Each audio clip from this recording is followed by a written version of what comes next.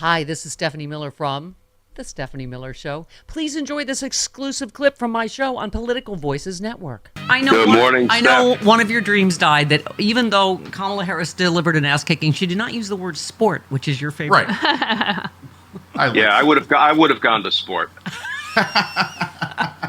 Give us your thoughts. What a thing of beauty Tuesday night was. It was just a brutal smackdown. I think Donald Trump has deserved that for a long time, but for whatever reason, people seemed unable or unwilling to deliver, that kind of direct smackdown and rebuke and embarrassment of Donald Trump. I'll tell you, if she is not the candidate for the moment as the former prosecutor, former attorney general in California, former senator that she is, I don't know who is. And I think the polls are reflecting that. Mm-hmm. I think the Republicans, the longtime Republicans, self-proclaimed important people like, Dick Cheney and Alberto Gonzalez, one of the many attorneys general that I worked for when I was a federal prosecutor, they are all now gravitating toward Harris. I think that is a sure sign that at least, some of the old Republican Party operatives are seeing the death, the implosion of the Republican Party, and they're trying to get ahead of it. And maybe they want to be part of a reborn Republican Party with Liz Cheney, Adam Kinzinger, and others. And I think all of those signs taken together are pretty ominous for Donald Trump. Yeah, I look forward to going back to hating them. Okay, but just on the issues, just all the other things they're wrong about. It's almost like prosecutors are really good at this, Glenn. I thought of you. You said in a battle of wits, Trump arrived at tonight's debate unarmed. But we were saying it seems like some people are just starting to pay attention. Thank God, like 60 million people watch this and know what you and I have known for years. You're like, Donald Trump didn't have a bad night. That's who he is. Right. That's who he's always been. Right. And it's actually a perfect combination because we saw Kamala Harris just completely, disassemble guys like Kavanaugh and Bill Barr and Jeff Sessions. I mean, she's very good at this. And this is not for show. This is for substance, that she's taking these people down and taking them apart. And it was just a masterful takedown of Donald Trump. Where were you? You said, moderators to Trump. So you have no health care plan. Trump, I have a concept of a plan, kind of like Trump's infrastructure plan. The man is a stone cold fraud. Yeah. And oddly has been convicted of that legally.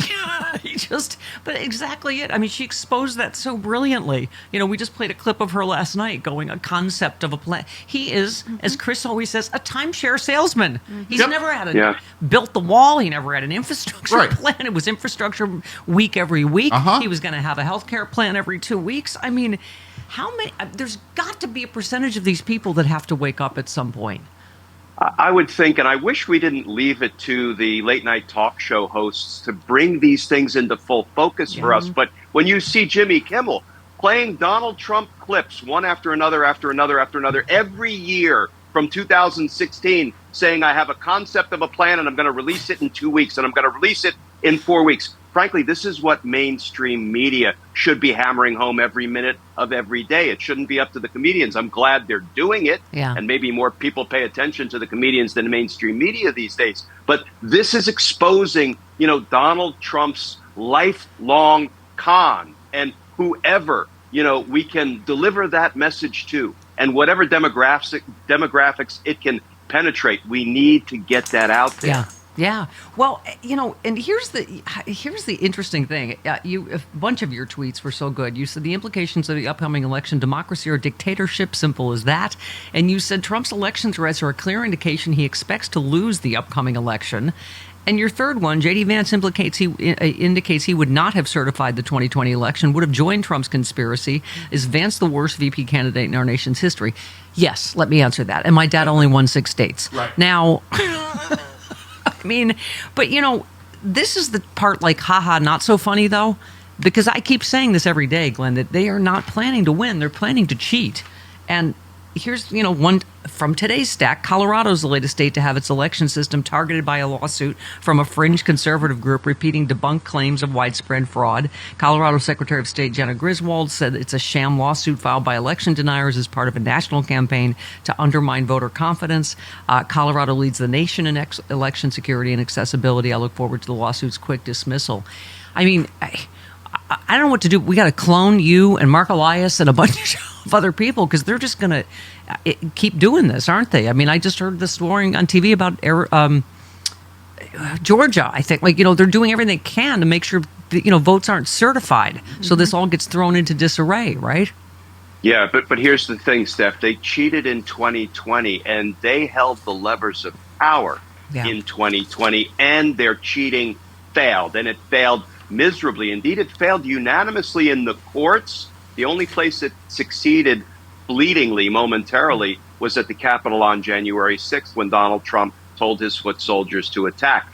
It succeeded fleetingly in delaying the certification of Joe Biden's win, but only for a matter of hours. And of course, 140 of our officers got brutally attacked in the process. So when they were holding the levers of power and they couldn't win by cheating, they are not holding the levers of power now in this election.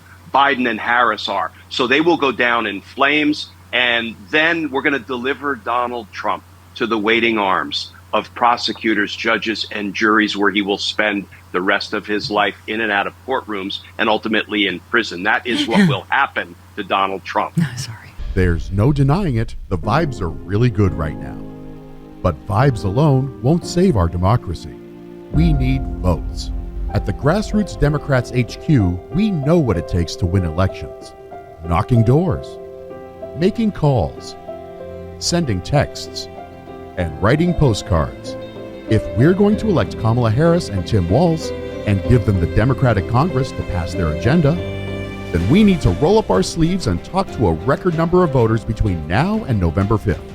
But let's be clear, we can't do it without you.